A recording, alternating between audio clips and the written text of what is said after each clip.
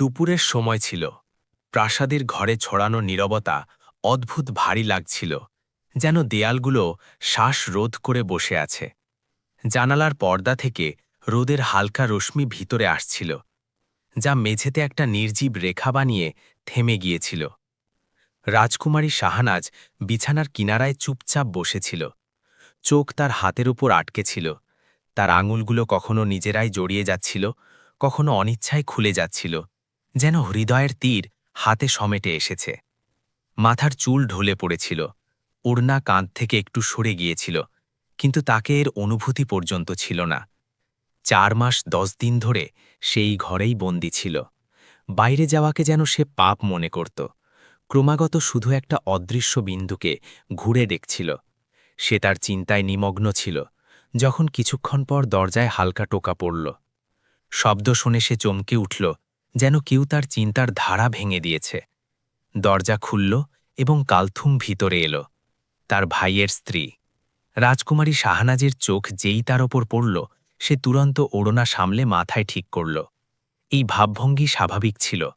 বছরের শিক্ষা যেন এক মুহূর্তে জেগে উঠেছে। ইদ্যাতে সে মহিলাদের থেকেও পর্দা রেখেছিল। কালথুম এক নজরে তাকে দেখল, মাথা থেকে পা পর্যন্ত, এবং ধীরে বলল, আজ তোমাকে স্নান করতে হবে না। লহজা খুব গম্ভীর ছিল। রাজকুমারী শাহনাজ সম্মতিতে হালকা করে মাথা নাড়ল, কিন্তু জিভ স্বাদ দিতে পারল না।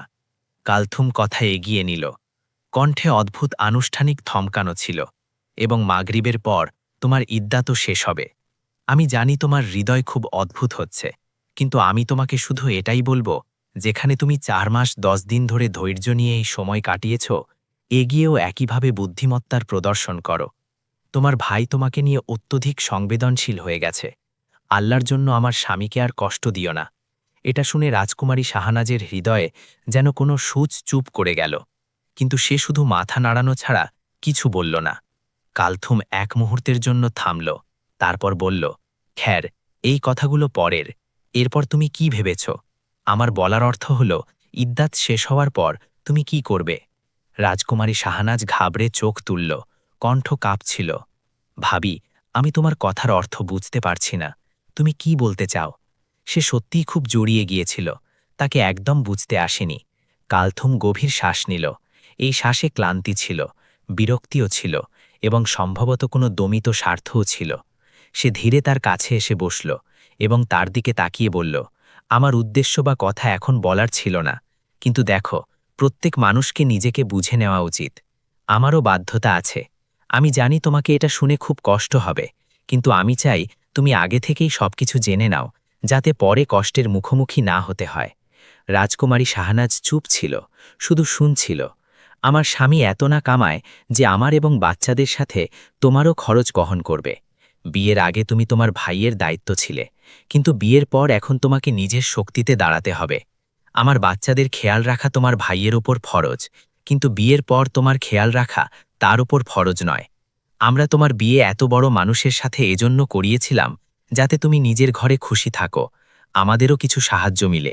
কিন্তু এই দুর্ঘটনার কারণে আমরা চুপ আছি। তোমার ভাই তোমার বিয়েতে অনেক টাকা খরচ করেছে। তোমার মা বাবা নেই, কিন্তু তারপরও তোমার ভাই তোমার বিয়ে খুব ধুমধাম করে করেছে। কিন্তু এখন তার কাছে কিছু বাকি নেই, সে একদম খালি হয়ে গেছে। সে এক মুহূর্ত থামল, তারপর ঠান্ডা লহজায় বলল, এখন তোমার স্বামীর মৃত্যু হয়েছে, এতে আমাদের কোনো দোষ নেই না? এই কথা বোঝো না? রাজকুমারী শাহনাজের মুখ ফ্যাকাশে হয়ে গেল।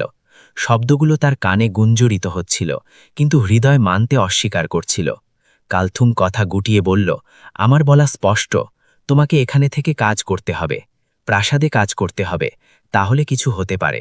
দেখো, একটা মহিলার শক্তি তার কাজ থেকেই হয়। এখন যে দুর্ঘটনা তোমার সাথে ঘটেছে, তাকে মনে রেখে তোমার উচিত যে তুমি বুদ্ধিমত্তা দেখাও এবং নিজের পা মজবুত করার জন্য কোনো কাজ করো। তুমি পড়াশোনা করা, বুদ্ধিমান, চালাক, তোমার ভাইয়ের এখন সাহায্য হও। এই কথাগুলো আমাকে বোঝাতে হওয়া উচিত ছিল না, তোমাকে নিজে বুঝে নেওয়া উচিত ছিল। কিন্তু খ্যার, এখন আমি বলে দিয়েছি, তাই এতে মনোযোগ দিও। রাজকুমারী শাহনাজ হতাশ হয়ে তার দিকে তাকিয়ে রইল। কিছুক্ষণ পর সে তোতলাতে লহজায় বলল, কিন্তু ভাই তো কখনো আমাকে কাজ করার জন্য বলেনি, সে তো কাজের নাম শুনলেই রাগ করে। নিশ্চয়ই ভাবি, আমি বুদ্ধিমান, পড়াশোনা করা, কিন্তু আমি কাজের জন্য কখনো ঘর থেকে বাইরে যাইনি। কালথুমের ঠোঁটে একটা ধীর হাসি উঠল, কিন্তু চোখে গম্ভীরতা ছিল। তোমার ভাই সবসময় বোকা, সে কিছু অবজ্ঞায় বলল, কিন্তু আমার মধ্যে অনেক বোঝাপড়া আছে। নিজের আস্তানা দেখো, রাজকুমারী শাহনাজ এখানে থাকতে হলে কাজ করতে হবে এবং টাকা ঘরে দিতে হবে, তাহলে এই ঘরের খরচ চলতে পারে। তোমাকে এখন অংশীদার হতে হবে ক্ষমার সাথে, কিন্তু সাহস করতে হবে, কারণ তোমার ভাই টাকার ব্যাপারে খুব দুর্বল।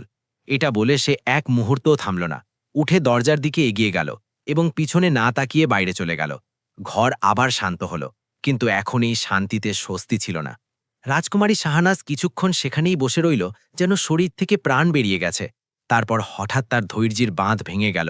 সে বিছানায় ঝুঁকে পড়ল, ওড়না মুখে ঢেলে দিল এবং ফুপিয়ে ফুপিয়ে কাঁদতে লাগল। তার হিক্কা ঘরে গুঞ্জরিত হচ্ছিল। রোদের সেই রেখা এখনও মেঝেতে সেইভাবে ছিল, যেন এই দুঃখ থেকে একদম অজানা। সে কখনো স্বপ্নেও ভাবেনি যে তাকে হাসতে খেলতে জীবন এমন আগুন লাগবে। সে কত আশা নিয়ে বিয়ে করেছিল, কিন্তু তার সব আশায় জল পড়ে গেছে। সময়ের গতি না কখনো থেমেছে, না কখনো থামবে। সময়ের সাথে সে স্নানের জন্য স্নানঘরের দিকে এগিয়ে গেল। সে এখন স্নান করে প্রস্তুত হতে চাইল। স্নানঘরে গরম জলের শব্দ দেওয়ালে লেগে গুঞ্জরিত হচ্ছিল। ভাব কাঁচে জমে গিয়েছিল, যাতে প্রতিবিম্ব ঝাপসা হয়ে গেছে। সে চুপচাপ স্নান করছিল, যেন জলের প্রবাহে নিজের হৃদয়ের বোঝা হালকা করতে চাইছে। হঠাৎ এক ঝাঁকুনিতে বাতি নিভে গেল। স্নানঘর অন্ধকারে ডুবে গেল। শুধু বাইরে থেকে আসা হালকা আলো দরজার নিচে রেখার মতো দেখা যাচ্ছিল। তার হৃদয় জোরে ধড়কতে লাগল। সে ঘাবড়ে চারদিকে হাত ছড়াল, দেওয়াল ছুঁয়ে দেখল, কিন্তু কিছু বুঝতে পারল না। হঠাৎ তাকে মনে হলো যেন তার পিছনে কেউ উপস্থিত আছে। সে অনিচ্ছায় ঘাবড়ে বলল, কে? তার কণ্ঠ কেঁপে উঠল। উত্তরে শুধু নীরবতা ছিল। এই মুহূর্তে কেউ তার মুখে হাত রাখল। সে খুব ভয় পেয়ে গেল। হাত ঝাঁকুনি দিয়ে ছাড়ানোর চেষ্টা করল, চিৎকারও করল, কিন্তু শব্দ গলায় আটকে গেল। ভয় তার শরীরকে আঁকড়ে ধরল। কিছুক্ষণের মধ্যে তার চোখের সামনে অন্ধকার ছেয়ে গেল এবং সে ধীরে ধীরে অজ্ঞান হয়ে গেল। কে ছিল যে তাকে এভাবে অপহরণ করল? তাকে কিছু বুঝতে আসেনি। শুধু শেষ মুহূর্তে তাকে তীব্র দুর্গন্ধ অনুভূত হয়েছিল এবং তারপর সে আর সচেতন হয়ে উঠতে পারেনি। সময় ধীরে ধীরে পেরিয়ে যাচ্ছিল। 2 ঘন্টা পেরিয়ে গেল। কিছুক্ষণ পর তাকে চেতনা ফিরতে লাগল। ঘাড়ে হালকা ব্যথার ঢেউ দৌড়ালো। চোখ খুলতেই সে একদম চমকে উঠে বসল। এই জায়গা তার জন্য একদম অচেনা ছিল। ঘর বিশাল ছিল, দেওয়ালের রং হালকা ছিল, পর্দা থেকে সন্ধ্যার সোনালি আলো ছেয়ে ভিতরে আসছিল। হৃদয় এবং মন দুটোই যেন জমে গিয়েছিল। সে নিজের হাত দেখল, শ্বাস নিল, সব ঠিক ছিল, কিন্তু ভয় এখনও ভিতরে ধড়কছিল। সাদৃশ্যপূর্ণ ঘর তার শ্বশুরবাড়ির মতো ছিল, কিন্তু ঘর তার শ্বশুরবাড়ির একদম নয়। সে তখন কোথায় ছিল তাকে একদম জানা ছিল না। সে চারদিকে বিস্মিত চোখে দেখছিল। সে কোনো শব্দ করছে বা কিছু বলছে। সেই মুহূর্তে ঘরের দরজা ধীরে খুলল। পায়ের থমকানো শব্দ এলো। দরজা থেকে যে ব্যক্তি ভিতরে এলো, তাকে দেখে তার পায়ের তলায় মাটি সরে গেল। লম্বা লম্বা কদ, চওড়া শরীর, পেশিবহুল দেহ, মুখ সেই রকম যেমন সে বছর ধরে স্মৃতিতে সংরক্ষণ করে বসেছিল। রাজকুমার ফাহাদ। সে অনিচ্ছায় তার জায়গা থেকে দাঁড়িয়ে উঠল। কণ্ঠ নিজে থেকে বেরিয়ে গেল, রাজকুমার ফাহাদ, আপনি আপনি জীবিত? কিন্তু আপনি তো মরে গিয়েছিলেন। আপনার লাশ। সে শ্বাস নিতে ভুলে গিয়েছিল। সামনে দাঁড়ানো ব্যক্তি অন্য কেউ নয়, বরং তার মৃত স্বামী ছিল, যে কিছু সময় আগে এই দুনিয়া থেকে বিদায় নিয়েছিল, কিন্তু এখন জীবিত নিরাপদ দাঁড়িয়েছিল। শব্দ তার ঠোঁটে থেমে গেল। সে ব্যক্তি তার একদম কাছে এসে থামল। তার চোখে সোজা তাকিয়ে বলল, আমি তোমার সামনে জীবিত নিরাপদ দাঁড়িয়ে আছি। এর চেয়ে আর কি বলবো? তার ঠোঁটে একটা দুষ্টু হাসি ছড়িয়েছিল। সে মাথা ঝাঁকাতে লাগল, যেন সত্য স্বীকার করতে অস্বীকার করছে। আপনি মিথ্যে বলছেন না। আপনি তাদের কোনো সাদৃশ্য। এমন হতে পারে না। আমি নিজে কফিনে আপনার লাশ দেখেছি। আপনি সত্য বলুন যে আপনি সত্যি আমার সামনে দাঁড়িয়ে আছেন, বা আমার চিন্তা। সে এক কদম আরও এগিয়ে এলো, কিন্তু দূরত্ব রেখে। কণ্ঠে নরমতা ছিল। সাদৃশ্য বেগম, আপনি সীমা করছেন। যদি আপনি চান তো হাজার নিশানি দিতে পারি, কিন্তু এখন আপনি ঘাবড়াচ্ছেন। অন্দাজ অর্থপূর্ণ ছিল। সে অসহায় হয়ে বলল, আমি মানতেই পারি না। আপনি আপনি নন। 4 মাস 10 দিন, এসব কোনো স্বপ্ন হতে পারে না। আমি এত লম্বা ঘুমে ঘুমাতে পারি না। আপনি মিথ্যা, আপনি ধোঁকা, এমন হতে পারে না। সে ধীরে তার হাত ধরল, যেন ভয়কে ধরতে চাইছে। দেখো, যদি আমি মিথ্যা বলতাম তো এসব কেন করতাম? হঠাৎ সে একটা সূক্ষ্ম অপরাধ করল, যদিও সে বিদ্যুৎপৃষ্ট হয়ে দূরে সরে গেল। তার স্পর্শ থেকে তার শরীরে একটা পুরনো পরিচয়ের ঢেউ দৌড়াল। সে ঘাবড়ে 2 কদম পিছিয়ে গেল। এসব কি সত্য? কিন্তু আপনি জীবিত কিভাবে? দয়া করে আপনি কে? আমার হৃদয় খুব ঘাবড়াচ্ছে। আল্লাহর জন্য আমাকে সত্য বলুন। এ কিভাবে হতে পারে? রাজকুমার ফাহাদ গভীর শ্বাস নিল। এই গল্প লম্বা, 4 মাস হয়ে গেছে। তোমার থেকে দূর ছিলাম। অনেক কিছু বলতে আছে, অনেক কিছু শোনাতে আছে, কিন্তু এখন তোমাকে নিজেকে সামলানোর দরকার আছে, এবং আমাকে শুধু তোমার থেকে স্বস্তি চাই, দয়া করে। এটা বলে সে কাছে এলো এবং খুব ধীরে তার শ্বাসগুলোকে নিজের আঁকড়ে নিল। কিছু মুহূর্ত সে তার অসংযত অপরাধগুলোকে সহ্য করল এবং তারপর সে দেওয়ালের সাহায্য নিয়ে বসল। আমাকে বুঝতে আসছে না যে আমি খুশি, ভয় পাচ্ছি বা সবকিছু স্বপ্ন লাগছে। সে জলের গ্লাস তার দিকে বাড়ালো। ফিলহাল শুধু এটাই জানো যে তুমি একা নও, বাকি কথা সময় হবে, এবং এখন আমাকে শুধু স্বস্তি নিতে দাও, দয়া করে। সে গ্লাস ধরে তার মুখ দেখছিল, যেন প্রত্যেক রেখাকে পরখ করছে। হৃদয় এখনও তীব্র ধড়কছে, কিন্তু এই তীব্র ধড়কনে বিস্ময়ের সাথে একটা প্রশ্নও ছিল, যা এই দৃশ্যের শেষ হওয়ার পরেই উত্তর চাইত। কিন্তু এখন দৃশ্য শেষ হতে পারে না। সে খুব ধীরে তাকে নিজের বাহুতে তুলে ভালোবাসায় বিছানার দিকে এগোচ্ছিল। সে তাকে থামাতে চাইছিল, কিন্তু এমন লাগছিল যেন সব তার আঁকড়ে থেকে বালির মতো ফসকে যাচ্ছে, এবং ধীরে ধীরে সে তার অস্তিত্বে ভাসতে যাচ্ছে। সে খুব সুন্দর অন্দাজে তাকে নিজে সমাহিত করেছিল। এই কথা থেকে অজানা তাদের এই মিলন কত মারাত্মক প্রমাণিত হতে যাচ্ছে। রাত বিন্দু বিন্দু করে ফসকে চলে গিয়েছিল। তারা দুজন একে অন্যের বাহুতে কখন ঘুমিয়ে গেল কিছু জানা যায়নি। পরের সকালের সূর্য পুরো আভা এবং চমক নিয়ে চমকাচ্ছিল। সকালের নরম আলো বিছানায় ধীরে ধীরে ছড়িয়ে পড়ছিল। সে তার চোখ ধীরে ধীরে খুলে বিছানায় বসল এবং চুপচাপ পাশে শোয়া ব্যক্তিকে গভীরভাবে দেখতে লাগল। কাল রাতে যখন সে কাছে এসেছিল, তার প্রত্যেক অপরাধ তার স্বামীর মতোই ছিল। সে তাকে মনোযোগ দিয়ে দেখছিল। তাকে একদম বুঝতে আসছিল না যে আল্লাহ এত বড় অলৌকিকতা করেন। সে ক্রমাগত তাকে দেখছিল। এই কারণে সে কিছুক্ষণ পর নিজেও জেগে উঠল। ঘরে হাওয়া হালকা হালকা দোল খাচ্ছিল, পর্দাগুলো ধীরে ধীরে দুলছিল, এবং আলোর নরম রশ্মিগুলো তাদের মুখে খেলছিল। সে ধীরে বলল, উঠে গেছেন আপনি? সে চোখ মুলতে বলল, এখনও উদ্দেশ্য ছিল না, অকারণে তুমি ঘুরে দেখছিলে তো চোখ খুলে গেল। তার কণ্ঠে কিছু ক্লান্তি এবং অস্থিরতা ছিল, কিন্তু তার চোখ এখনও সত্যের ঘূর্ণিতে ডুবেছিল। সে বলল, ছেড়ে দাও এই কথাগুলো, আমাকে আপনি সত্য সত্য বলুন, এসব কি ছিল? 4 মাস আগে যা ঘটেছিল সেটা কি ছিল, এবং এখন যা হচ্ছে সেটা কি? আমাকে কিছু বুঝতে আসছে না। আমি আপনার সামনে হাত জোড়ছি, আমাকে সত্য বলুন, আমার মাথা ফেটে যাবে। কিছু মুহূর্ত সে নীরব ছিল। ঘরের নীরবতায় শুধু তাদের শ্বাসের হালকা শব্দ শোনা যাচ্ছিল। তারপর সে গভীর শ্বাস নিয়ে বলল, তুমি ভালোভাবেই জানো যে আমি একটা রাজকীয় উপদেষ্টা, বাদশাহের বিশ্বস্ত উপদেষ্টা, রাজকুমার ফাহাদ।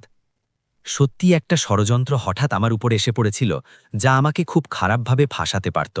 যদি এমন হতো তো আমার পদ চলে যেত, আমার প্রাসাদ ছিনিয়ে নেওয়া যেত, এবং তোমাকেও অকারণে দরবারের চক্কর কাটতে হতো। আমি শুধু সমাধান খুঁজে বের করতে চেয়েছিলাম, এবং এজন্য আমাকে নিজেকে পুরোপুরি শেষ করতে হয়েছিল। সে তার মুখে গভীর নজর ফেলল, যেন নিজের প্রত্যেক কথায় সত্যের গ্যারান্টি দিতে চাইছে। সে বলল, না, আপনি মিথ্যা বলছেন, কথা কিছু অন্য। আপনার অনুমানও আছে আমি কত কষ্ট সহ্য করেছি, কি কথা আমি সহ্য করেছি। যদি এমন ছিল তো কমপক্ষে আপনি একটা চিঠির মাধ্যমে আমাকে সংবাদ দিতেন। আপনি বিয়ে আমাকে কষ্ট দেওয়ার জন্য করেছিলেন। তার ঠোঁটে হালকা লজ্জা ছিল, এবং তার অশ্রু এখনও বিছানায় পড়ছিল। সে নরম লহজায় বলল, এমন নয়। আমি মানি যা ঘটেছে সেটা ভুল ছিল, কিন্তু এখন আমি প্রতিজ্ঞা করছি যা হবে সেটা খুব ভালো হবে। ইতিবাচক কেন ভাবছ না তুমি? সে মাথা নিচু করে বলল, আমি আপনার সাথে একদম কথা বলবো না। আপনি খুব খারাপ, আমি একদম আপনার সাথে কথা বলবো না। তার কণ্ঠে রাগ এবং দুঃখের মিশ্রণ ছিল, এবং সে কাঁদতে কাঁদতে বিছানা থেকে উঠল এবং ঘর থেকে চলে গেল। সে কিছু মুহূর্ত নীরব ছিল, তার দৃষ্টি তার পিছনে দেখছিল, যেন প্রত্যেক কদম তার স্মৃতি মনে করাচ্ছে। ঘরের আলো এখন পুরোপুরি ছড়িয়ে পড়েছিল। পর্দার কিনারা হালকা হালকা হাওয়ায় দুলছিল, এবং বিছানার চাদরে অশ্রুর দাগ এখনও তাজা ছিল। তার হৃদয়ে একটা অদ্ভুত খালিপন এবং আশার মিশ্রণ ছিল, যে এখন সবকিছু বদলে যাবে। কিন্তু তার চলে যাওয়ার পর নীরবতায় শুধু স্মৃতি বাকি ছিল, এবং ঘরের হাওয়ায় তার উপস্থিতির সুবাস। ঘরের ছোট ছোট জিনিসগুলো যেন প্রত্যেক মুহূর্তে তাদের অনুভূতির অংশ হয়ে গিয়েছিল। ঘড়ির টিকটিক, পর্দার সরসরানি, বিছানায় চোখের দাগ, এবং প্রত্যেক জিনিসে একটা নতুন প্রশ্ন লুকানো ছিল। একটা নতুন শুরু যা শুধু সময়ের সাথে উত্তর দিতে পারে। সময় ধীরে ধীরে পেরিয়ে যাচ্ছিল। কিছুক্ষণ পর দালানের নীরবতায় একটা অদ্ভুত উত্তেজনা ছেয়েছিল। সে তক্তায় মুখ ফুলিয়ে মুখের রাগের ছায়া নিয়ে বসেছিল, যেন প্রত্যেক লম্হা নিজের হৃদয়ের ভরাস বের করতে চাইছে, কিন্তু জিভে নিয়ন্ত্রণ রেখেছে।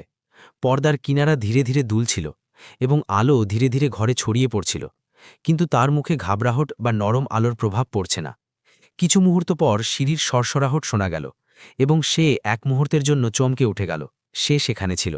কদম কদম করে ধীরে চলতে চলতে একটা প্রাকৃতিক আত্মবিশ্বাস এবং নীরব শক্তির সাথে সে তুরন্ত নিজের মুখ ঘুরিয়ে নিল, যেন নারাজি লুকানোর চেষ্টা করছে। রাজকুমার ফাহাদ তাকে দেখল, হাসল এবং তাড়াহুড়ো ছাড়াই তক্তার কাছে এসে বসল। সে তুরন্ত নিজের জায়গা থেকে দাঁড়িয়ে উঠল, কিন্তু সে তার কবজি ধরে নিল এবং ধীরে তাকে ধরে তক্তায় আবার বসিয়ে দিল। সে এখনও মুখ ফুলিয়ে বসেছিল, চোখ নিচু, কিন্তু হৃদয়ের ভিতর অনুভূতির ঝড় লুকিয়েছিল। ঘরের নীরবতায় শুধু তাদের শ্বাসের শব্দ শোনা যাচ্ছিল। রাজকুমার ফাহাদ ধীর লহজায় বলল, আমি জানি তুমি নারাজ, আমি ক্ষমা চাই। আমি যে কষ্ট তোমাকে দিয়েছি তার জন্য আমার আফসোস। সে মাথা নাড়ল, কিন্তু কোনো উত্তর দিল না। সে ধীরে ধীরে কদম এগিয়ে তার কাছে বসে বলল, আমি তোমাকে ভালোবাসি, সব সময় ভালোবেসেছি, এবং তোমাকে একা ছেড়ে অদৃশ্য হওয়া এ সব শুধু একটা কারণে ছিল। আমি তোমাকে কখনো বিপদে ফেলতে চাই না। সে তার কথা শুনেও কিছু বলার ক্ষমতাই ছিল না। কিছুক্ষণ নীরবতার পর সে মাথা তুলল এবং জিজ্ঞাসা করল, খ্যার, এই হাভেলি কার? আমরা এখানে কেন? আপনার আম্মি আব্বুর প্রাসাদে কেন যায়নি?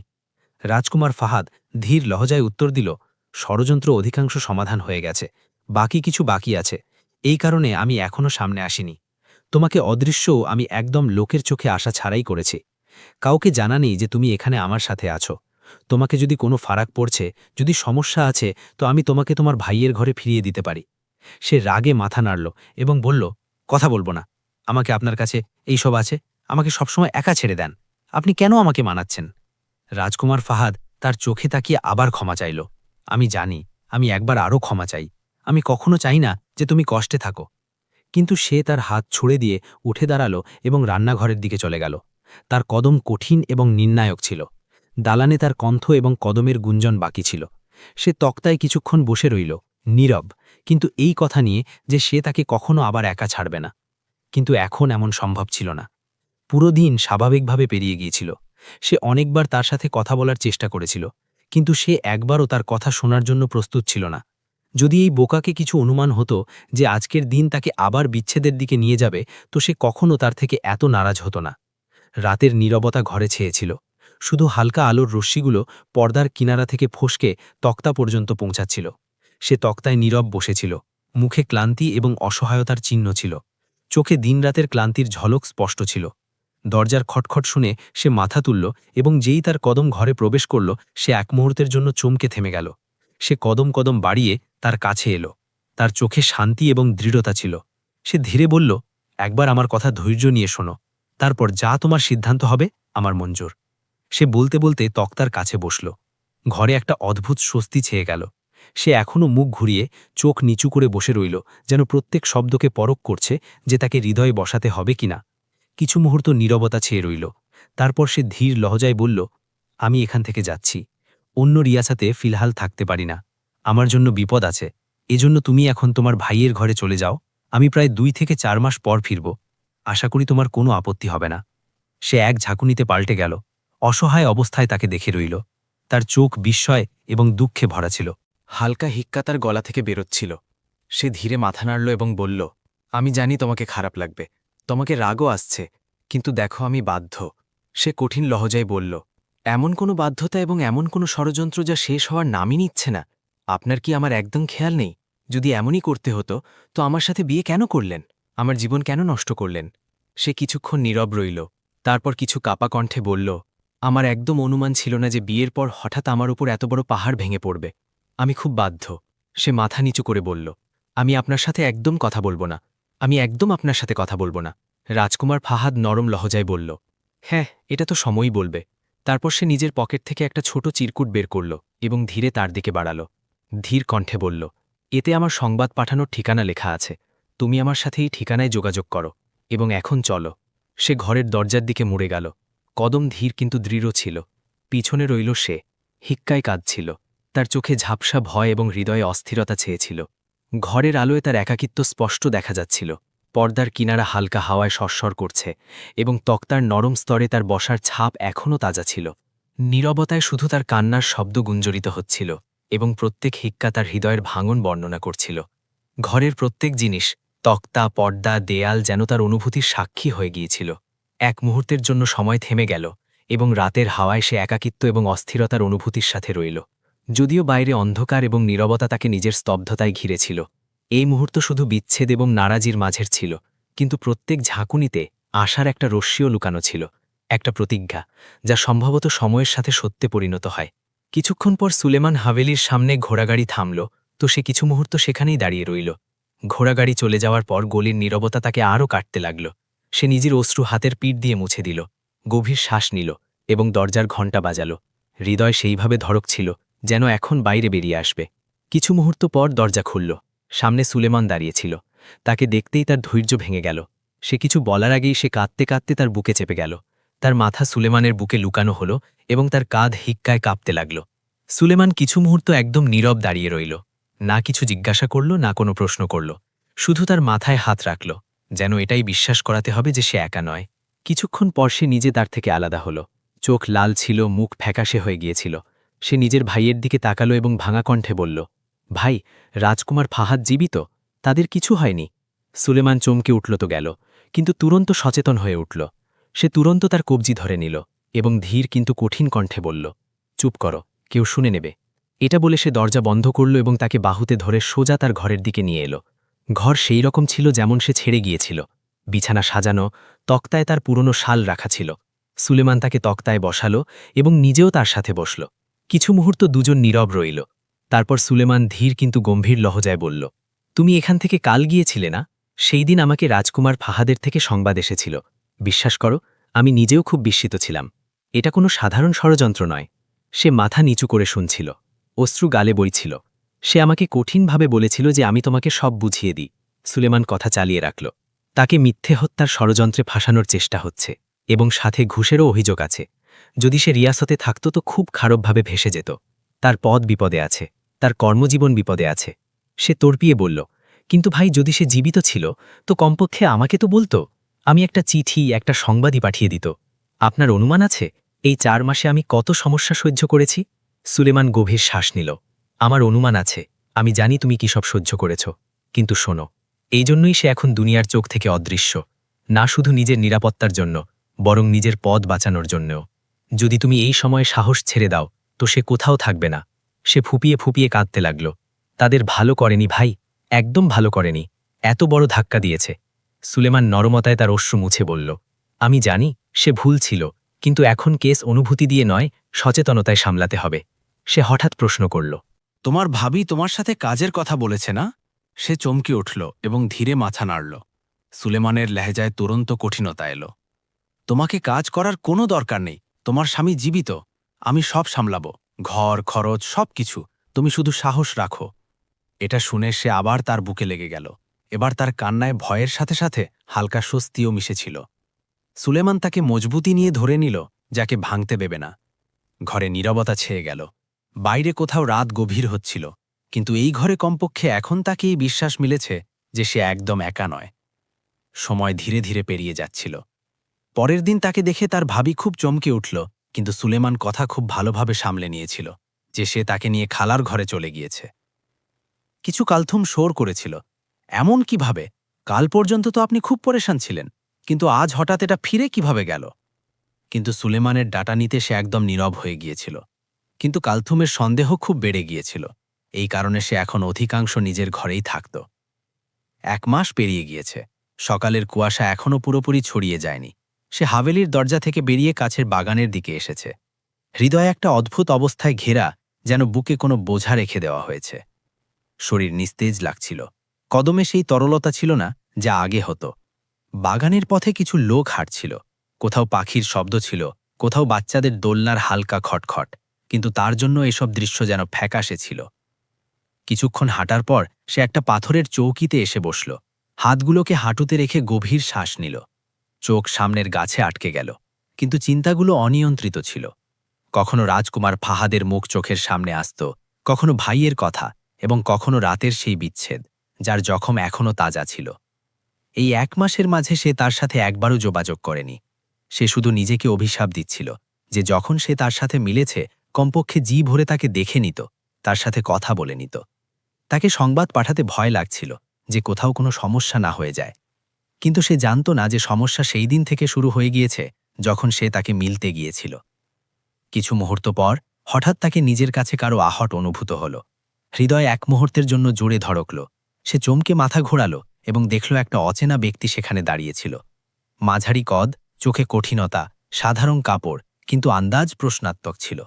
তার ভিতরে বিপদের ঘণ্টা বাজতে লাগল। না জানি কেন তাকে দেখে অদ্ভুত ঘাবড়াহট হল। এমন লাগছিল যেন সে কোনো অদ্ভুত প্রাণী। সে তুরন্ত নিজের জায়গা থেকে দাঁড়িয়ে উঠল এবং কিছু না বলে ঘরের দিকে কদম বাড়াল। এখনও 2 কদম বাড়িয়েছিল যে সে ব্যক্তি তীব্র কদমে তার সামনে এসে গেল। সে ভয় পেয়ে 2 কদম পিছিয়ে গেল। সে লোক তাকে মনোযোগ দিয়ে দেখে বলল, আপনি বেগম রাজকুমার ফাহাদ না? মিথ্যা বলবেন না, সত্য সত্য বলুন, আপনিই বেগম রাজকুমার ফাহাদ না? তার হৃদয় জোর জোর ধড়কতে লাগল। সে ঘাবড়াহট লুকিয়ে হালকা করে মাথা নাড়ল। সে ব্যঙ্গ লেহেজায় হাসল। বেগম, কিভাবে হতে পারেন আপনি? আপনার স্বামী তো মরে গিয়েছেন না? তাহলে আপনি এই উপাধিতে আপত্তি কেন করলেন না? সে ইচ্ছাকৃতভাবে তাকে নিজের কথায় জড়ানোর চেষ্টা করছিল।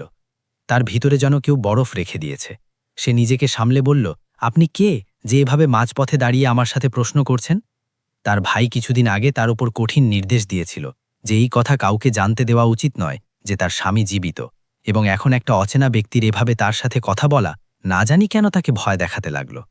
সে তুরন্ত বলল, মহোদয়া, সম্ভবত আপনার মাথা খারাপ। এটা মাঝপথ নয়, একটা সাধারণ বাগান। আপনি কিছু বেশি উল্টো কথা বলছেন মহোদয়া। তার কণ্ঠে অভদ্রতা স্পষ্ট ঝলকছিল। ঠিক আছে, সে সংযমে বলল, কিন্তু আপনি আমার থেকে এসব কেন জিজ্ঞাসা করছেন? তার হৃদয় চাইছিল যে সে তুরন্ত তার সামনে থেকে কোথাও অদৃশ্য হয়ে যায়, কিন্তু সম্ভবত এটা সম্ভব ছিল না। সে 1 কদম আরও কাছে এলো। আপনি শুধু আমাকে এটা বলুন, আপনার স্বামী কোথায়? আমি আপনার পথে আর আসব না এবং না আপনাকে পরেশান করব। কিন্তু যদি আজ আপনি আমাকে না বলেন, তো মনে রাখবেন আমি প্রত্যেক মুহূর্তে আপনার দরজায় আসব এবং আপনাকে কষ্ট দেব। ভালো যে সত্য বলে আজই নিজের প্রাণ বাঁচান। এই প্রশ্নে তার শ্বাস আটকে গেল। মুহূর্তের জন্য হৃদয় এমন ধড়ক ছিল যে তাকে লাগলো সব শুনে নেবে।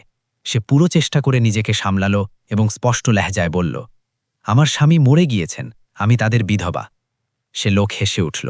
একটা কঠিন এবং তীক্ষ্ণ হাসি। মিথ্যা বলবেন না। এখনও 1 মাস আগে আপনি তাদের সাথে মিলে এসেছেন, তাদের সাথে রাত কাটিয়ে এসেছেন। সত্য সত্য বলুন, সেই সময় সে কোন রলিয়াসতে আছে? তার কদমের তলায় মাটি সরে গেল, কিন্তু সে মুখে ভয় না আসতে দিল।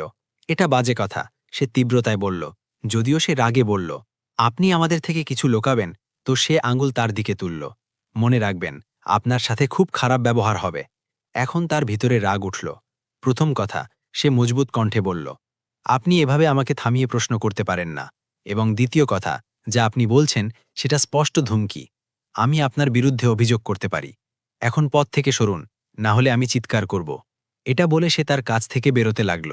হঠাৎ সে লোক চিৎকার করল, খুব শীঘ্র তোমাকে এবং তোমার স্বামী দুজনকেই কয়েদে ফেলব। তোমার ভাইকে তোমার স্বামী হত্যা করেছে, এ তো সহজে ছাড়ব না। তার কদম থেমে গেল। সে পাল্টে 1 মুহূর্তের জন্য তাকে দেখল। তার চোখে ঘৃণা, প্রতিশোধ এবং উন্মাদনা স্পষ্ট দেখা যাচ্ছিল। হৃদয় কেঁপে উঠল, কিন্তু সে একটা শব্দও না বলে তুরন্ত সেখান থেকে তীব্র কদমে বেরিয়ে গেল। তার কদম বাগানের পথে লড়খড়াচ্ছিল। শ্বাস তীব্র ছিল। হৃদয় ভয় পাঞ্জা গেড়ে দিয়েছে।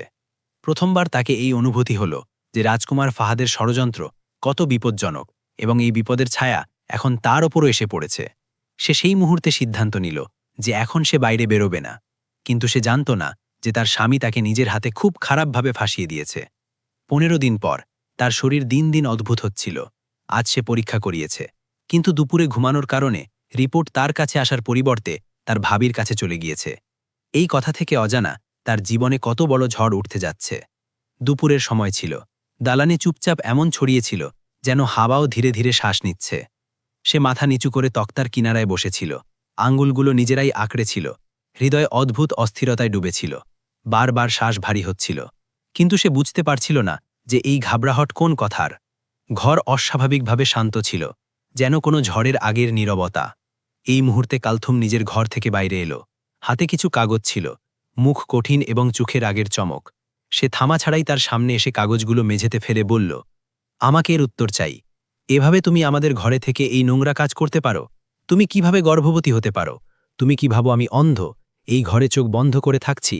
আমার সেই দিনই সন্দেহ হয়ে গিয়েছিল, যখন হঠাৎ তুমি ঘর থেকে অদৃশ্য হয়ে গিয়েছিলে। তুমি নোংরা মেয়ে, তাই তোমার স্বামী মরে গিয়েছে, কারণ সে একটা নেক মানুষ ছিল। তোমার মতো মেয়ের সাথে তার জীবন লেখা ছিল না। সে একদম চমকে মাথা তুলল, হৃদয় তীব্র ধরকতে লাগল। তাকে একদম বুঝতে আসছিল না যে তার ভাবি কি বলতে চাইছে।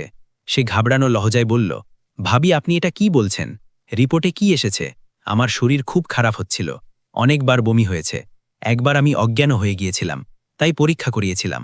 রিপোর্টে কি এসেছে যে আপনি এত রাগে আছেন? কাঁপা হাতে সে মেঝে থেকে রিপোর্ট তুলল। চোখ যেই শব্দে পড়ল, দুনিয়া ঘুরে গেল। রিপোর্ট একদম স্পষ্ট ছিল, সে গর্ভবতী ছিল। তার আঙ্গুলগুলো কাঁপতে লাগল। সে অত্যধিক বিস্ময় কালথুমের দিকে তাকালো, যেন কোনো মজা, কোনো ভুল। কালথুম এগিয়ে এলো এবং কোনো থামা ছাড়াই তার মুখে জোরালো চড় মারল। তুমি কি ভাবো আমি তোমার উপর নজর রাখি না? সে চিৎকার করল। তুমি এমন কিভাবে করতে পারো?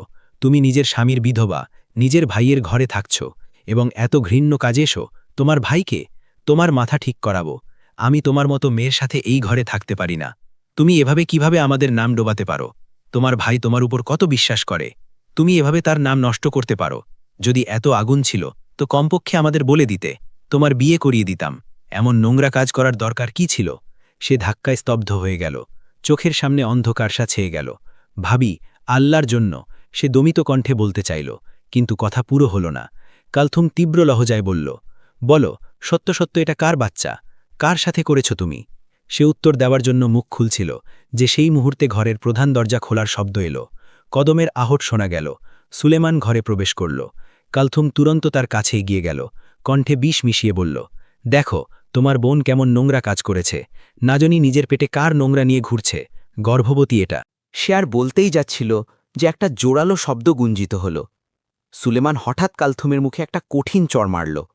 দালানে স্তব্ধতা ছেয়ে গেল। তার চোখে চোখ ছিল, কণ্ঠ গর্জনকারী ছিল। আমার বোন পাক দমন, সাবধান যদি তুমি তার বিরুদ্ধে একটা শব্দও বলো। আমি তোমার প্রত্যেক অভদ্রতা সহ্য করতে পারি, কিন্তু এমন অভিযোগ সহ্য করব না। তুমি এভাবে আমার বোনের ওপর এত নোংরা অভিযোগ, সেইও এত ঘৃণ্য অন্দাজে লাগাতে পারো? কে তোমাকে অধিকার দিয়েছে? তুমি মা যে তার বিষয়ে দাঁড়িয়ে কণ্ঠ তুলছ? উত্তর দাও আমাকে। কালথুম স্তব্ধ হয়ে গেল। তাকে লাগছিল সুলেমান নিজের বোনকে নিজের হাতে ঘর থেকে বাইরে বের করে দেবে, কিন্তু তার এমন প্রতিক্রিয়া দেখে সে হতবাক হয়ে গেল। সুলেমান এক কদম এগিয়ে বলল, এই বাচ্চা অন্য কারো নয়, রাজকুমার ফাহাদের, তার স্বামীর, জীবিত সে, এবং এর চেয়ে আমি কিছু বলবো না। এবং যদি তুমি নিজের মুখ অন্যের সামনে খুলো, তো মনে রাখো এই ঘরে কালথুম তোমার শেষ দিন হবে। সে নিজের আঙুল দিয়ে দরজার দিকে ইশারা করল, এখনই এখান থেকে যাও, একদম চুপ থাকো, তোমার কণ্ঠগুলো না আসুক আমার কাছে, না হলে তুমি আমার সেই রূপ দেখবে যার কল্পনাও তুমি কখনো করনি। কালথুমের মুখ ফ্যাকাশে হয়ে গেল।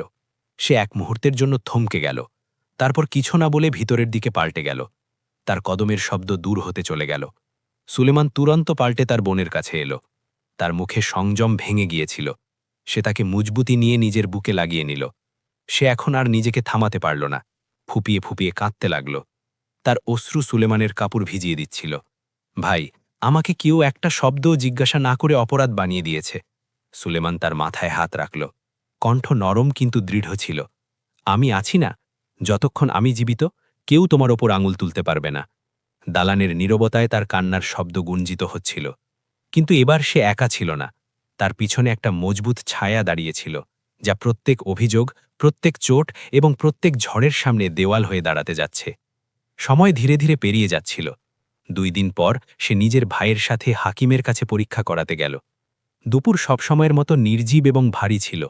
সাদা দেওয়ালে লাগানো ঘড়ির টিকটিক হৃদয়ের ধড়কনের সাথে কোনো অজানা ভয় বাড়াচ্ছিল। সে সুলেমানের সাথে প্রতীক্ষা কক্ষে বসেছিল। তার আঙুলগুলো নিজেরাই জড়ানো ছিল, চোখ মেঝেতে আটকে ছিল, এবং মুখ স্বাভাবিকের চেয়ে অনেক ফ্যাকাশে লাগছিল। সুলেমান কখনো তাকে দেখত, কখনো হাতের চিঠিতে চোখ ফেলত, যেন কোনো খুশির খবরের খোঁজে। সুলেমান চুপ্পি ভেঙে ধীর কণ্ঠে বলল, আমার রাজকুমার ফাহাদের সাথে কথা হয়েছে। আমি তাকে সবকিছু বলে দিয়েছি। সে বলছিল যে কেস অর্ধেকের বেশি নিজের হাতে নিয়ে নিয়েছে এবং শীঘ্র ফিরে আসার চেষ্টা করবে। সে মাথা নাড়ল, কিন্তু মুখে কোনো সন্তোষ এলো না। কিছু মুহূর্তের দ্বিধার পর সে বলল, ভাই, আপনার মনে আছে বাগানে যে ব্যক্তি মিলেছে সে স্পষ্ট ধমকি দিয়েছে। সে বলছিল আমাকে এবং রাজকুমার ফাহাদ দুজনকেই কয়েদের পিছনে ফেলে দেবে। তার চোখে ঘৃণা ছিল, যেন সে এসব করে গুজরবে। সুলেমান গভীর শ্বাস নিল। আমি এই কথাও রাজকুমার ফাহাদকে বলে দিয়েছি। তুমি চিন্তা করো না, আমি আছি না, এখন সব ঠিক হয়ে যাবে। সে কিছু বলতে চাইছিল, কিন্তু সেই মুহূর্তে হাকিম সাহেবের ঘরের দরজা খোলা হলো এবং একটা দাসী বাইরে এলো। সে চিঠি দেখে তাদের দুজনের উপর চোখ ফেলল। বেগম রাজকুমার ফাহাদ, হাকিম সাহেব আপনাকে ডাকছেন, আসুন। সে চেয়ার থেকে উঠতে যাচ্ছিল যে হঠাৎ ডান দিক থেকে ভারী জুতোর শব্দ এলো। কিছু মুহূর্তের মধ্যে প্রতীক্ষা কক্ষের স্তব্ধতা ভেঙে গেল। 4টে বাদশাহী সিপাহী তীব্রতায় ভিতরে প্রবেশ করল। চারপাশে বসা লোকগুলো চমকে তাদের দেখতে লাগল। তার হৃদয়ের ধড়কন একদম তীব্র হয়ে গেল। সুলেমান তুরন্ত তার সামনে কদম বাড়াল। একটা সিপাহী সর্দার এগিয়ে এলো। মুখে কঠিনতা ছিল, কণ্ঠে রৌনক। আমাদের বেগম রাজকুমার ফাহাদকে গ্রেপ্তার করতে হবে। ওপর থেকে আদেশ আছে, এই আদেশ চিঠি। তার হাত থেকে ফাইল ছুটতে ছুটতে বেঁচে গেল। চোখের সামনে অন্ধকার সাছিয়ে গেল। সুলেমান তুরন্ত কণ্ঠ তুলল, আপনি এমন করতে পারেন না। এটা বেগম রাজকুমার ফাহাদ নয়, এটা বিধবা। তার স্বামী স্বর্গীয় হয়ে গিয়েছেন, 6 মাস হয়ে গেছে। আপনি কোন ভিত্তিতে আমের বোনকে গ্রেপ্তার করছেন? সিপাহী সর্দার অযত্নে কাঁধ তুলল। আমরা এই ব্যক্তিগত কথায় পড়ি না। আমাদের খবর মিলেছে যে রাজকুমার ফাহাদ জীবিত এবং এই মহিলা তাদের সাথে মিলে গিয়েছেন, তাই কেস স্পষ্ট। ভালো যে আপনি সহযোগিতা করুন। সে ভয় পেয়ে পিছিয়ে গেল। এসব মিথ্যে। তার কণ্ঠ কাঁপছিল। আমার স্বামী জীবিত নয়। আমি কোনো অপরাধ করিনি। সুলেমান রাগ এবং অসহায়তায় মুষ্টি বন্ধ করল। আপনি বুঝতে পারছেন না, এটা শুধু অভিযোগ। হাকিমের ঘরে এসব করা ন্যায়ও নয়। সেই মুহূর্তে একটা মহিলা সিপাহী এগিয়ে এলো। তার কণ্ঠ তুলনামূলক শান্ত কিন্তু নির্ণায়ক ছিল। আপনি চিন্তা করবেন না, সব কথা দরবারে শোনা যাবে। আসুন আমাদের সাথে চলুন। সে সুলেমানের দিকে তাকালো। চোখে অশ্রু ছিল, ঠোঁট কাঁপছিল। ভাই সুলেমান তার হাত ধরতে চাইল, কিন্তু সিপাহীরা আড়াল করে দূরত্ব বানালো। সাহস রাখো, সুলেমান উচ্চ কণ্ঠে বলল।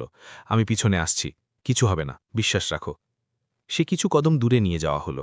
প্রতীক্ষা কক্ষে উপস্থিত প্রত্যেক চোখ তাকে ঘুরে দেখছিল, যেন সে সত্যি অপরাধী। দাসী দরজার কাছে কঠিন দাঁড়িয়েছিল। হাকিম সাহেবের ঘরের দরজায় ডাকার কণ্ঠ এখনও ঝুলেছিল। তার হৃদয়ে শুধু এই চিন্তা গুঞ্জিত হচ্ছিল, এসব একটা গভীর সাজিশ, এবং এই চিন্তা করে তার হাত পা খুব খারাপভাবে ঠান্ডা হয়ে যেতে লাগল। তাকে সোজা কোতোয়ালিতে নিয়ে এলো এবং তাকে জিজ্ঞাসাবাদ কক্ষে পৌঁছে দেওয়া হলো। জিজ্ঞাসাবাদ কক্ষে স্তব্ধতা গুঞ্জিত হচ্ছিল। দেয়ালগুলো রংহীন ছিল। আলো সীমার চেয়ে বেশি তীব্র কিন্তু নির্দয়, যেন প্রত্যেক কোণ থেকে তাকে পরখ করছে। মাঝে রাখা একমাত্র চেয়ারে সে মাথা নিচু করে বসেছিল। সামনে লোহার টেবিল ছিল, যার স্তর খালি ছিল, কিন্তু তার জন্য সেই টেবিল কোনো বোঝার মতো অনুভূত হচ্ছিল। হৃদয়ের ধড়কন তীব্র ছিল, হাত কাঁপছিল এবং অশ্রু থামা ছাড়াই তার কোলে পড়ছিল। তার মাথা যেন পক্ষাঘাতে আক্রান্ত হয়ে গিয়েছে, চিন্তাগুলো ছড়িয়ে গিয়ে রইল। কিছু মুহূর্ত পর দরজা খুলল। ভারী কদমের শব্দ এলো। 2টো পুরুষ সিপাহী, সর্দার এবং 3টে মহিলা সিপাহী ভিতরে প্রবেশ করল। সে তুরন্ত আরও সিমটে বসল, যেন নিজেকে চেয়ারে লুকিয়ে ফেলতে চাইছে। একটা মহিলা সিপাহী সর্দারের জন্য চেয়ার টেনে দিল। সে বসল। ঘরে একটা আনুষ্ঠানিক নীরবতা ছেয়ে গেল। সর্দার ফাইল খোলা ছাড়াই গম্ভীর কিন্তু তুলনামূলক নরম লহজায় বলল, দেখুন মহোদয়া, আমরা আপনার সাথে অভদ্রতা করব না। আপনার অবস্থা আমাদের সামনে আছে। আপনি গর্ভবতী এবং আইন মহিলার সম্মানের খেয়াল রাখে। এজন্য আমরা চাই যে আপনি আমাদের সহযোগিতা করুন এবং সত্য সত্য বলুন। সে মাথা আরও নিচু করল। অশ্রুর গতি তীব্র হল। সর্দার কথা চালিয়ে বলল, বিশ্বস্ত খবর মিলেছে যে আপনার স্বামী জীবিত। হাকিম এবং আইনের দৃষ্টিতে এটা সম্ভব নয় যে কোনো মহিলার স্বামীর মৃত্যুর 6 মাস পর গর্ভবতী হয়। আপনার হিতে এটাই ভালো যে আপনি সত্য বলুন। সে অনিচ্ছায় শিশকিয়ে উঠল। এমন কিছু নেই, আমার স্বামী মরে গিয়েছেন। তার কণ্ঠ ভাঙছিল, কিন্তু লহজায় শুধু অসহায়তা ছিল। সর্দার চেয়ার থেকে কিছু এগিয়ে জিজ্ঞাসা করল, যদি আপনার স্বামী মারা গিয়ে থাকেন তো এই গর্ভ কিভাবে ধারণ হয়েছে? রেকর্ড অনুসারে আপনার কোনো দ্বিতীয় বিয়ে হয়নি। আপনি কি কারো সাথে ভুল সম্পর্ক বানিয়েছেন? এটা শুনে সে ভিতর থেকে কেঁপে উঠল। সে চমকে মাথা তুলল। চোখে ভয় এবং ধাক্কা স্পষ্ট ঝলক ছিল। না না, সে ঘাবড়ে বলল, আমি এমন কিছু করিনি। আমি এই অভিযোগের অনুমতি দিতে পারি না। একটা মহিলা সিপাহী কিছু কঠিন অন্দাজে বলল, রাজকুমারী, দয়া করে অনুভূতিপূর্ণ হওয়ার পরিবর্তে প্রশ্নের সঠিক উত্তর দিন। আইন তথ্যে চলে, অশ্রুতে নয়। সে হাত মজবুতি নিয়ে ধরল। আমি অনুভূতিপূর্ণ হচ্ছি না, আমি সত্য বলছি। আমার স্বামী মরে গিয়েছেন। আমি কোনো ভুল কদম তুলিনি। সর্দার গভীর শ্বাস নিল। আমরা আপনার উপর চাপ দিতে আসিনি, কিন্তু আপনাকে বুঝতে হবে যে যদি আপনি সত্য লুকান তো এটা আপনার বিরুদ্ধে যাবে। যদি রাজকুমার ফাহাদ জীবিত হন এবং আপনি তাদের সাথে মিলে গিয়ে থাকেন, তো কেস আইনানুসারে গম্ভীর কেস। সে সোজা হয়ে বসল। কণ্ঠ এখনও কাঁপছিল, কিন্তু তার মধ্যে অদ্ভুত মজবুতি এসেছে। আমি আইন জানি, তাই আমি কোনো মিথ্যা স্বীকার করছি না। আমি শুধু সেইটাই বলতে পারি যা সত্য। আমার স্বামী এই দুনিয়ায় নেই। এর ছাড়া আমি কিছু জানি না, এবং না কোনো অভিযোগের উত্তর দেওয়ার বাধ্যতা আছে। ঘরে কিছু সেকেন্ড নীরবতা ছেয়ে গেল। সর্দার তাকে গভীরভাবে দেখল, যেন তার মুখ থেকে কোনো ফাটল খুঁজছে। তো আপনি নিজের বয়ানে কায়েম আছেন? সে চোখ মুছে নজর তুলল। জি, আমি নিজের বয়ানে কায়েম আছি। যতক্ষণ আমার উকিল উপস্থিত না হবে, আমি তার চেয়ে বেশি কিছু বলবো না। মহিলা সিপাহীরা একে অন্যের দিকে তাকালো। সর্দার ফাইল বন্ধ করল। ঠিক আছে, আপনাকে আইনানুসারে এবং জিজ্ঞাসাবাদের জন্য থামানো হবে। আমাদের আশা যে আপনি সহযোগিতা করবেন। সে চুপ রইল। হৃদয় এখনও ভয়ে ভরা ছিল, কিন্তু তার ভিতরে একটা কথা স্পষ্ট ছিল। সে কোনো চাপ, কোনো ধমকি, কোনো অভিযোগের সামনে সত্য বদলাবে না, যা তার জন্য একমাত্র রক্ষা ছিল। সময় ধীরে ধীরে পেরিয়ে যাচ্ছিল। দুপুর থেকে রাত হয়ে গিয়েছে। তাকে এই ঘর থেকে বাইরে নেওয়া হয়নি। ঘরে রাতের স্তব্ধতা ভরে উঠেছে। সেই তীব্র আলো, সেই নির্দয় দেয়াল। কিন্তু এখন তার ভেতরে শক্তি নামক কোনো জিনিস বাকি ছিল না। সে চেয়ারে পুরোপুরি নিস্তেজ বসেছিল, মাথা হাঁটুর মাঝে, চোখ ফোলা। অশ্রু শুকিয়ে গিয়েছে, কিন্তু বুক এখনও ভারী ছিল। হৃদয়ে একটা স্থায়ী ভয় জমে গিয়েছে, এমন ভয় যা শ্বাসের সাথে ভিতর বাইরে হচ্ছিল। বাচ্চার অস্তিত্বের অনুভূতিই তাকে বারবার চমকে দিচ্ছিল, যেন কোনো দুর্বল ধড়কন মনে করাচ্ছে যে হারার অনুমতি নেই। হঠাৎ ঘরের দরজা খোলার শব্দ এলো। সে চমকে সোজা হল। কদমের আহট শোনা পেল, তো হৃদয়ের তীব্রতায় ধড়কতে লাগল। পরের মুহূর্তে দরজায় রাজকুমার ফাহাদ দাঁড়িয়েছিল। তাকে দেখতেই সে সংযম ভেঙে বসল। এক মুহূর্তেও লাগেনি। সে তড়পিয়ে নিজের জায়গা থেকে দাঁড়িয়ে উঠল এবং লড়খড়াতে কদমে তার দিকে এগিয়ে গেল। কাঁদতে কাঁদতে তার বুকে লেগে গেল, যেন সেই এক মুহূর্তে তাকে নিজের পুরো জীবন মিলে গিয়েছে। তার অস্তিত্ব কাঁপছিল। রাজকুমার ফাহাদ তুরন্ত তাকে নিজের বাহুতে ভরে নিল, মজবুতি নিয়ে। তার কণ্ঠ শান্ত কিন্তু গভীর ছিল। বাস, বাস, চুপ হয়ে যাও। কিছু হয়নি, সব সামলে নিয়েছি আমি। কিন্তু সে শোনার অবস্থায় ছিল না। সে হিক্কারে বলল, রাজকুমার ফাহাদ, তারা সিপাহী, তারা বলছিল আমাকে মেরে ফেলবে। আমি কাউকে বলিনি যে আপনি জীবিত। আমি কসম খেয়েছিলাম। আপনি কেন এসেছেন? যদি তারা লোক আপনার কাছে পৌঁছে যায়, তো তারা আপনাকেও ছাড়বে না। রাজকুমার ফাহাদ কিছু পিছিয়ে গেল। তার মুখ দুই হাতে নিয়ে চোখে তাকালো। আমার দিকে তাকাও, কিছু হবে না। তোমার স্বামী জীবিত, এবং এটাই তাদের সবচেয়ে বড় মুদ্রা ছিল। তারা তোমার ওপর হাত তুলে খুব বড় ভুল করেছে। সে শিশকিয়ে উঠল। যদি আপনাকে কিছু হয়ে যায়, তো আমার বাচ্চার কি হবে? আমি খুব কষ্ট করে নিজেকে সামলেছি। রাজকুমার ফাহাদ, আমাকে প্রত্যেক সময় লাগছিল যে পরের মুহূর্ত আমার শেষ হবে। তার লহজায় এখন রাগ মিশে গিয়েছে, যা খুব সময় ধরে দমিত ছিল। কিছু হবে না। পুরো দরবার আমি উল্টে রেখে দিয়েছি। যারা এই খেলায় জড়িত ছিল, সব সামনে এসে গিয়েছে। যাদের আমি বাঁচানোর চেষ্টা করছিলাম, তারাও বাঁচেনি। এখন কোনো পর্দা বাকি নেই। সে বিস্ময়ে তাকে দেখতে লাগল, এবং ষড়যন্ত্র শেষ। সে সংক্ষিপ্ত উত্তর দিল, আমিও সম্মানপূর্বক মুক্ত, এবং তোমার উপর লাগানো প্রত্যেক অভিযোগও শেষ হয়ে গিয়েছে। যারা এই সারা নাটক রচনা করেছে, তারা নিজেরাই জবাবদিহি করবে। আমি এখন কারও দায়িত্ব নেব না। আমাকে শুধু নিজের স্ত্রী এবং বাচ্চাকে দেখতে হবে। সবকিছু ধ্বংসে গিয়েছে। তার চোখে অশ্রু আবার ভরে এলো, কিন্তু এবার ভয়ের সাথে সাথে কিছু আশাও ছিল। তারা আমাকে খুব ভয় দেখাতো, রাজকুমার ফাহাদ।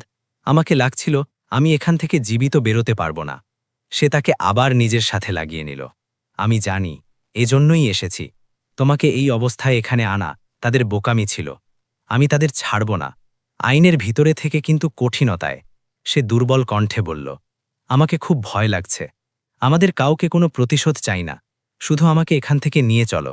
আমরা দুজন এখান থেকে চলে যাই, অন্য রিয়াসতে, কোথাও দূরে। সে মাথা তুলে তাকে দেখল, যেন তার হৃদয়ের কথাকে তৌল করছে। তুমি ক্লান্ত হয়ে গিয়েছ, ভয়ে বলছ, আমি বুঝি। সে তুরন্ত বলল, আপনি সব করতে পারেন রাজকুমার ফাহাদ। আপনি ধনী, শক্তিশালী। আমাদের কেউ থামাতে পারবে না। শুধু এখানে না থাকুন। সে কিছু মুহূর্ত চুপ রইল, তারপর নরমতায় তার কপালে ভালোবাসা করল। আমরা যাব, কিন্তু পালিয়ে নয়। তোমার অধিকার, তোমার সম্মান এবং আমাদের বাচ্চার ভবিষ্যৎ, আমি এটাকে ভয়ের ছায়ায় ছাড়ব না। আজ না তো কাল, কিন্তু আমরা মাথা তুলে যাব। সে তার বুকে লেগে রইল। হৃদয় এখনও ভয়ে ভরা ছিল, কিন্তু এবার সেই ভয়ের চারপাশে তার স্বামীর বাহু ছিল, এবং এটাই তাকে ভাঙতে বাঁচাচ্ছিল। সময় ধীরে ধীরে পেরিয়ে যাচ্ছিল। সে এখন দৃশ্য থেকে সরেনি। সেই লোকগুলো তার স্ত্রীর ওপর হাত তুলেছে। এভাবে কিভাবে সে চলে যেত? সে ভিতরে থেকে এসবের শিকড় কেটে দিয়েছে। যারা হত্যা করেছে, যারা তার শত্রু হয়েছে, সে সব সামনে এনে দিয়েছে। তার কারণে অনেক দরবারই সাসপেন্ড করা হয়েছে, এবং সে পুরোপুরি সম্মানপূর্বক মুক্ত হয়ে নিজের দায়িত্বে ফিরে গিয়েছে।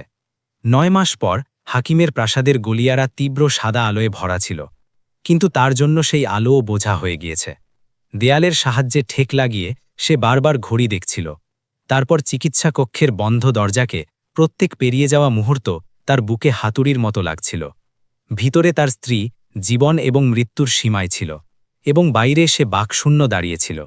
প্রথমবার নিজেকে সত্যিই দুর্বল অনুভূত করতে সুলেমান চুপচাপ একদিকে বসেছিল, চোখ নিচু, ঠোঁটে ক্রমাগত দোয়া। কুলথুমের মুখে অনুতাপ এবং ভয় একসাথে ছিল। সে বারবার হাত তুলে ক্ষমা চাইছিল। রাজকুমার ফাহাদের আম্মি আব্বুও সেখানে উপস্থিত ছিল। আম্মির চোখ দরজায় আটকে ছিল, এবং আব্বু তসবিহের দানা আঙুলে ঘুরাচ্ছিল। পুরো পরিবেশ নীরব দোয়া হয়ে গিয়েছে। হঠাৎ চিকিৎসা কক্ষের দরজা খুলল। সবার হৃদয় একসাথে ধড়কে উঠল। হাকিম সাহেব বাইরে এলো, মুখে ক্লান্তির সাথে হালকা হাসি। তাদের হাতে একটা নান্নুসা বাচ্চা, সাদা কাপড়ে জড়ানো। যেই তাদের দিকে এগিয়ে এলো, তার কদম নিজে থেকে এগিয়ে গেল। শ্বাস থামিয়ে সে দেখল। হাকিম সাহেব নরমতায় বলল, অনেক অনেক মোবারক রাজকুমার ফাহাদ সাহেব। আপনার ঘরে একটা সুন্দরসা ছেলে হয়েছে। তার জন্য সে শব্দ যেন দুনিয়ার সবচেয়ে বড় অলৌকিকতা ছিল। সে কাপা হাতে বাচ্চাকে কোলে নিল। নান্নুসা মুখ, বন্ধ চোখ, হালকা শ্বাস, এবং এই মুহূর্তে তার চোখ থেকে অশ্রু বইতে লাগল। সে বাচ্চাকে নিজের বুকে লাগিয়ে নিল, যেন ভয় পাচ্ছে যে কোথাও এই স্বপ্ন ভেঙে না যায়। পিছনে দাঁড়ানো সবার চোখও ভিজে গিয়েছে। হাকিম সাহেব আবার বলল, আপনার স্ত্রী আপনাকে ডাকছে। সাধারণত এই সময় মিলনের অনুমতি হয় না, কিন্তু সে বারবার আপনাকে জিজ্ঞাসা করছে। আপনি যেতে পারেন। সে বাচ্চাকে আম্মির হাতে দিয়ে তুরন্ত ভিতরের দিকে এগিয়ে গেল। ঘরে প্রবেশ করল তো সামনে বিছানায় সে নিস্তেজসা শুয়েছিল। মুখ ফ্যাকাশে, কিন্তু চোখ জীবিত ছিল। তাকে দেখতেই তার চোখে নমি এলো। সে তুরন্ত তার কাছে পৌঁছাল, ঝুঁকে তার কপালে ভালোবাসায় চুমু দিল। অনেক অনেক ধন্যবাদ। তার কণ্ঠ ভরে গেল। আমার খারাপ সময় আমার সাথ দেওয়ার জন্যেও, এবং এই সুন্দর উপহারের জন্যেও। সে দুর্বল হাসির সাথে তাকে দেখতে রইল। তারপর ধীরে বলল, আপনি আমাকে কখনো ছেড়ে যাবেন না? না? তার হৃদয়ে যেন কেউ চুচিয়েছে। সে তুরন্ত বলল, মরে যাব, কিন্তু তোমাকে কখনো ছেড়ে যাব না। এখন আমাকে ভালোভাবে অনুমান হয়ে গিয়েছে। যদি আমি পিছিয়ে যাই তো এই দুনিয়া তোমার উপর আক্রমণ করবে। সে মুহূর্ত থামল, তারপর গম্ভীরতায় বলল, আমি সিদ্ধান্ত নিয়েছি।